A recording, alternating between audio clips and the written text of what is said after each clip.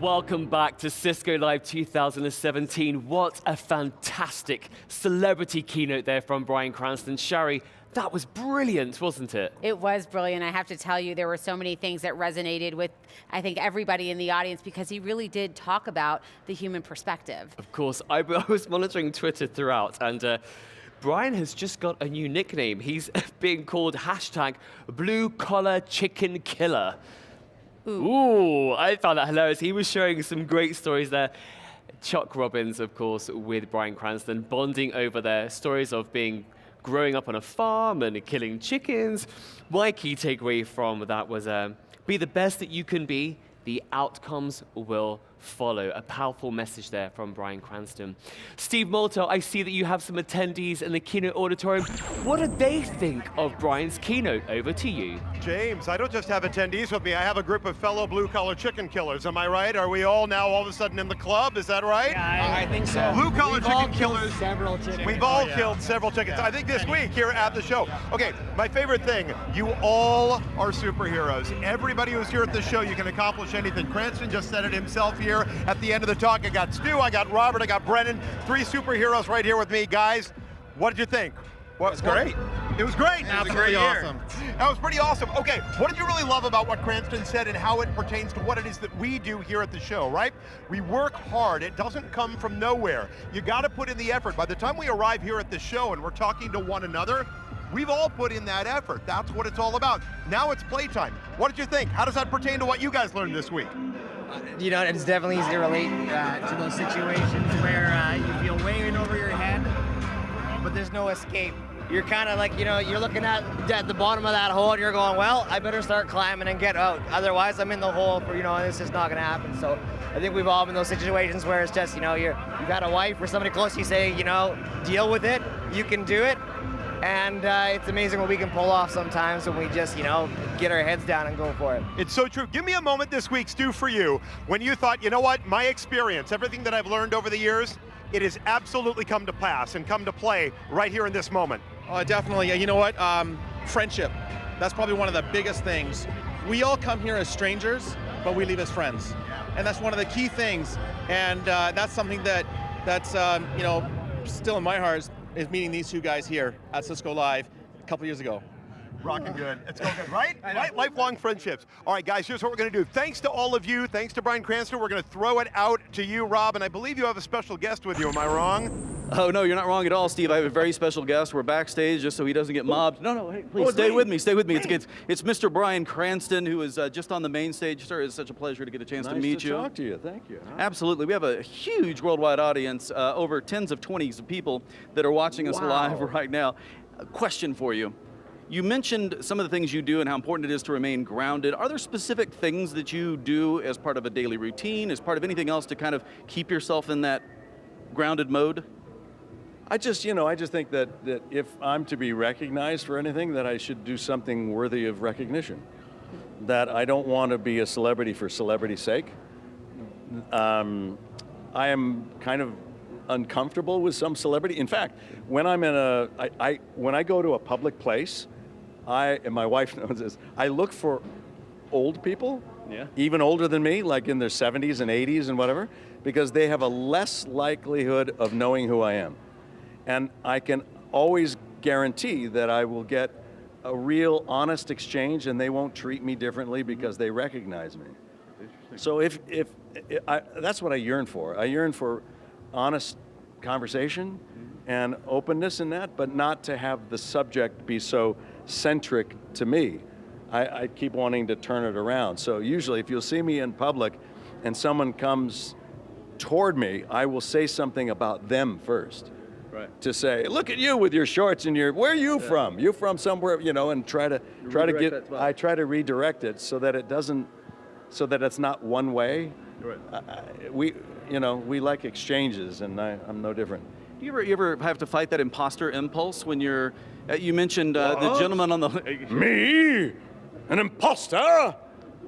Not saying you're an imposter. Implying the fact that obviously at some point in time, every bit of work that we do is always to be credited to the people that we get to work around, and we're just maybe the most visible part of it. Have you run into having to suppress any of that impulse or people overly crediting you? You mentioned the guy on the ladder, for one. I constantly. You look when you're take Breaking Bad for example. I was the face of the show because I was Walter White. The genius was not me. You're right. It's Vince Gilligan and the writing staff. It's as if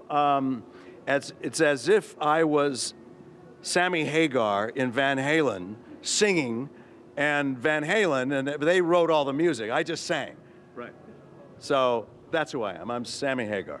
Well, at what point in something like Breaking Bad do you guys don't know when, of course, when you embark on a new show like that, if it's going to take off, and so the writers have to work with something that may be shorter term, and they don't know how your character's exactly going to develop. Right. Did you get a sense that they were starting to realize that they could write differently for you based on the way your character was maturing? We didn't know what was going to happen to Breaking Bad. It was just this little show that was shooting in the desert of New Mexico, and all I knew is that it was extremely well written. And that's what drew me to it. And reading through those scripts was like getting a present every week. And I would open it up and see what great things, what odd, weird things that Walter White was going to have to do. And it was great. And sometimes I felt, okay, the guideposts are so clear in well-written material that all I have to do is not bump into the furniture, just kind of navigate my way through and I'll be fine. But certainly, it's the genesis of the show itself, Vince Gilligan and his staff, that deserve the lion's share credit with every show. It really is with every show. The actors are the face of it, but it's the writing behind it that's everything. It means everything. No, I'm a big believer in that, and I follow a lot of his work. But to your new projects and some of the stuff you're able to do now that you've had that break and that new celebrity, you seem to be pushing yourself in creative directions that might be a challenge for you. Are you purposely seeking out things that may stretch you in your capabilities? Yes, I wrote a book last year, and when I was asked to write the book, I was challenged because I didn't know if I can do it. I really didn't. I hadn't written a book before. But that was part of the excitement of it. It's like, I don't know, maybe I might fall flat on my face. It might be great. I have no idea. So just try it. I'm producing shows right now, a few that I create on my own, and a few that I meet with other writers and we co-create or something like that. And so we have 4 shows in the pipeline right now that will come out, and it's exciting because, like you said, I'm trying new things. But it's still all related to storytelling, and that's where my heart is. I love storytelling. Well, I want to tell you I'm a big fan of Sneaky Pete. Oh, great. And I really like the character you developed in that, and as I was poking into that and didn't realize you had such a portion of controlling that with your production company. Is it Moonshot? Moonshot, yeah. I co-created that series with David Shore. Well, I'm anxious for more episodes to come out with that as well. It's wonderful, and I love the character you play in that, and the fact that you're such a chameleon, and that you can adopt these characters, and I forget who you were previously, and either begin to hate or love you just as much, depending on what you're playing, and I think that's a true testament to your art. What could we see coming out from you in the future? Anything you can talk about next on the horizon? I created a show that on Amazon that comes out next year that I'm really proud of. It's called The Dangerous Book for Boys, based on the best-selling international book. It's a family show that you could watch with your kids. It's sweet, it's funny, it's engaging, it's adventurous, it's fantastic. And it embraces boyhood, as boys should be.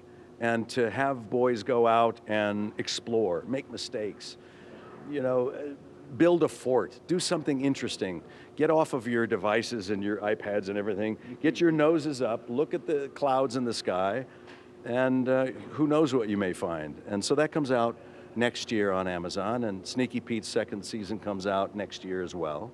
I also have an anthology series called Philip K. Dick's Electric Dreams, which is a science fiction styled show based on the writer's short stories that we're really proud of, and really eclectic, odd, interesting, compelling storytelling, and it's really fun. And the fourth one I have is Super Mansion. Super Mansion is an animated series about superheroes who live in the same house. It's a lot of fun. Just got to shacken up to save money, that type of thing? Yeah, well, there was some austerity programs, and they had to, save money, and the government said, you all have to live together, and it's really funny, and that's available on crackle.com. You did some stuff with Robot Chicken and stuff as well, Yeah. so this is not your first foray into that medium, yeah? I enjoy it. It's a different way of storytelling, but it's fun. Well, I love that final piece of advice that you gave out there in terms of we just have to have the freedom to go out and just fall on our face, to not be afraid to express ourselves. I'm paraphrasing, of course. Yeah. And I appreciate that. I think it's one of the best pieces of advice we can give ourselves, because it's one of those things I think I have to remind myself as well. The thing that I would much rather have is knowing that I wasn't able to do something well, as opposed to having regret that I didn't try something. That's the thing I don't want. I don't want to have any regret in my life. If I try something and I fail, at least I'll be able to go, ooh, wow, I was really bad at that. Yeah. So I won't do that again, but I'm glad I now know. Yeah. Do you know? And what's really the repercussions from something like that? Not much. You can apologize and move on and say, you know, someone else is going to be better equipped to do this than I was. Yeah, the failure is usually a lot bigger in our heads than it is in reality in most situations. Exactly right. Bryan, I want to thank you so much for your time today. Thank you for spending time with Cisco, sharing your wisdom, and just being who you are, and keep creating. We're going to keep following and enjoying what you're doing. Thanks, man. I appreciate that. And thanks to all of you who are watching today. I appreciate that. Absolutely. So guys, I'm going to throw it back over to the studio. Thank you for giving me the opportunity to interview Mr. Cranston. Rob and Bryan, thank you so much. A fantastic interview there. Shari, what I loved about what Bryan was just saying is that the world is becoming digitized, and actors and directors and producers, they're now putting out their art on not mainstream television, it's Amazon, it's Netflix, it's websites. Just another example of the way that we're moving into this new era of digitization. Well, I'll tell you, I think everything that we heard from him is what digital disruption does when it hits your industry, right? He's creating the new with digital technology. Yeah. And applying new business models and consumption models to affect the value proposition of the goods and services that they deliver. Yeah. And it's absolutely fascinating to hear what he's doing and how he's going about it. And of course, this is taking risks in his career. And one thing I love about Cisco and about the ecosystem of partners that we work with, we're not afraid to take risks. We're bold. And that's what's kept us, you know, setting the trends in the technology industry. We're moving into the new era of digitization. The network intuitive, we have reinvented the network, taking risks and being bold and testing the limits of what's possible. One of the key takeaways that I took away from Bryan today. I think there's an ultimate superpower in what he talked about, right? He said, try something new, and Yep. Chuck's response back to him was, in our space, we have to step into the realm of what's possible. And when you think about what we launched here this week, that is exactly where we are, stepping into the realm of what's possible, because the reality is the threats aren't going to stop, right? Security is going to be an opportunity, but how do we solve for that in the new realm that we now are operating in? We have to come together, be professional. I liked what he said about having confidence, but it's about having quiet professionalism. I thought that was very, very powerful. Well, when you apply that to, you know, kind of the Cisco conversation that we've been having this week, you know, only Cisco, right? Only Cisco in this new Era of digitization. yes, we'll be there for you, right? Protecting you, learning with you, co-creating what's possible for your industry and for your company. Fantastic. I actually met with Chuck earlier today. Actually, you know what? I actually saw Chuck Did you? on the keynote floor, and he said that he stopped by the studio and spent some time with you. So why don't we go ahead and take a look Let's do at that. what that conversation was like. Hi, I'm James Bedford at Cisco Live 2017. Joining me in the studio is Cisco CEO Chuck Robbins. Chuck, thank you for joining me. James, good to be here again. Always good to see you, sir. You too. Let's talk the network intuitive. We Yes. have redefined, reimagined the network for our customers as we move into this era of digitization. Why is it so important today, more than ever, to redefine the network? Well, first of all, when you say it, it sounds so much better than when I say it with your accent. Yeah, listen, as we look at what's happening over the next 5 to 10 years for our customers, and you think about statistics like in 2020, there will be 1 million new connections to the internet every hour. Yeah. We just fundamentally needed to reinvent networking to enable our customers to even move at the pace they're going to need to be able to move in order to deal with this massive onslaught of connections, which have tremendous value, assuming you can handle them appropriately. So the intuitive network, you know, is really about enabling our customers to program their intent aligned to their business objectives, to really gain insights and context out of the massive data set that is in the network, to really leverage the network as the foundation for cybersecurity going forward. and then make it an adaptive, intuitive, thing. I mean, we as humans, our intuition is based on what we know and our experiences, and then what I learn from you, I become more intuitive in the future, and that's what we think we can do with a network.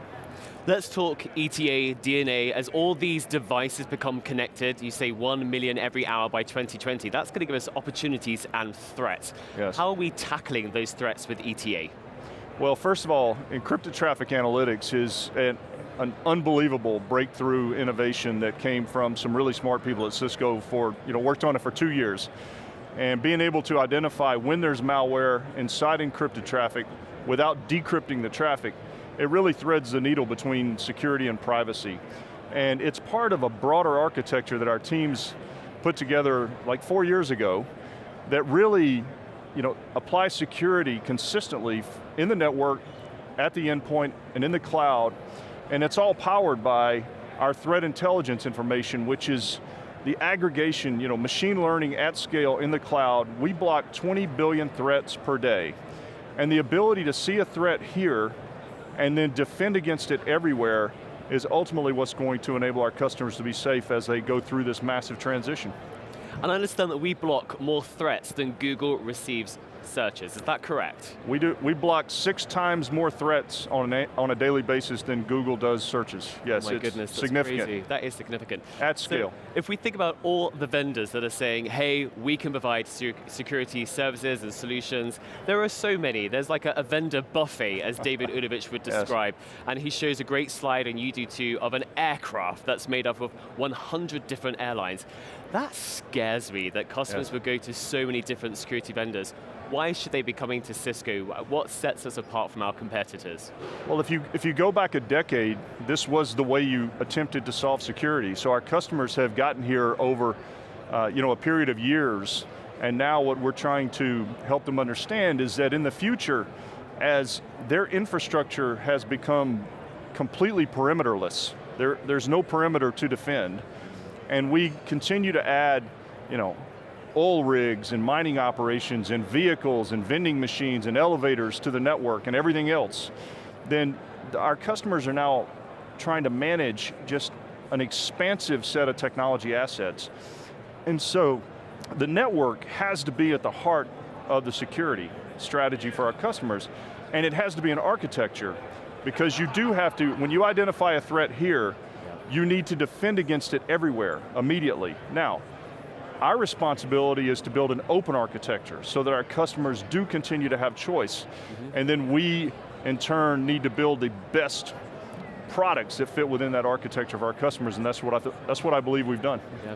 And of course, every week I feel like there is another cyber attack, and we had one recently this week, a couple of days ago. Yes. How is Cisco reacting to those cyber attacks?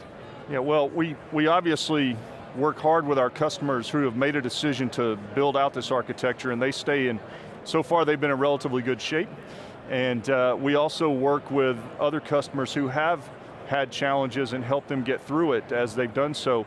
But I think what these breaches just reinforce is a need for our customers to think about this architecturally, and the fact that you cannot continue to put off really building a holistic cybersecurity strategy and beginning to execute on it, because what we see is an increasing pace of threat actors, not a decreasing, and we're increasing, as an industry, we're increasing the threat surface that they have to operate against. So it's incumbent that our customers begin to move now. So let's talk more about your experience of meeting with governments and customers and partners. What's top of mind for them? Is it doing more with less? Is it automation? Is it simplification? What are they telling you? Yes. It's all of those, all of the above. I think most CEOs, heads of state, mayors, governors, what they are focused on is fundamentally ensuring that they understand how technology redefines their strategy for the future. Whether you're a head of state trying to think through GDP growth and job creation and healthcare and education and all the things that they're thinking about, or a city that's trying to manage traffic congestion and parking and trying to do more efficient things like sanitation services, to every company that's trying to understand how technology will give them a competitive differentiation and or enable them to fend off next generation competitors coming at them. So every customer is working through that right now and really trying to understand the implications of the technology. And those who move fast will actually gain an advantage and most likely will separate themselves from those who don't. And then obviously the next thing is, how do I secure it all?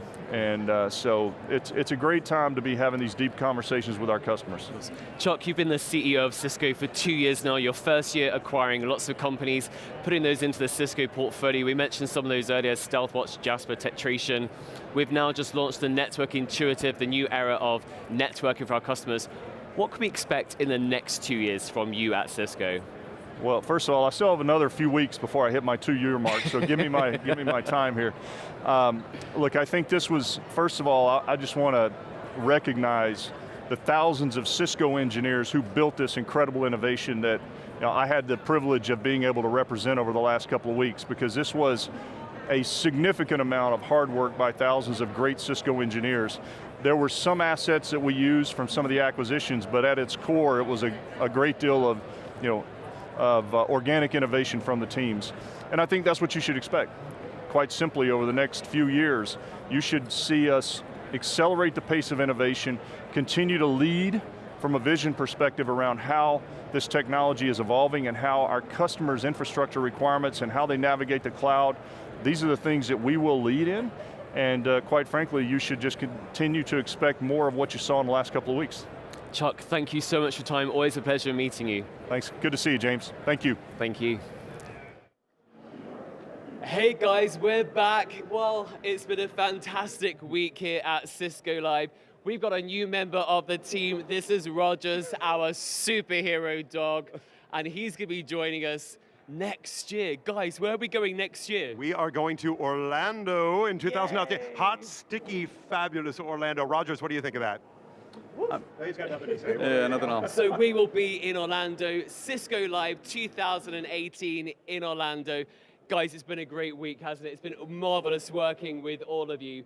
Thank you to all the crew, the production team, everyone that makes this possible. Thank you so much. It's just been fabulous. So guys, a highlight maybe from each of you for right now, just something that really jazzed you up, super excited you last day. I mean, you just finished up with Bryan Cranston. How crazy is that? I'm gonna have to go with that as my highlight. I don't know any other way to top that. How about yourself? I'm going to say the 20th anniversary of Netacad. It's you good. got a nice you know shot what? out It's there. funny. One of the things that Bryan Cranston talked about a little bit in his talk that I loved was that we have both the good and the bad within all of us, right? It's up to the people who support us, who mentor us, who lead us along to bring out the best of who we are and the best of what we're capable of. Boy, if that's not a Network Academy Dream Team, I don't even know what is. Well, you know what else it is? It's the theme of this conference, right? It's you are IT, you bring it, and what he said was, we are it. We are it. It's so true. All right, so guys, it's been such a fantastic week. We have put together a terrific highlights reel that kind of shows off all the great stuff that's been happening over the past few days. Let's take a look at that video right now.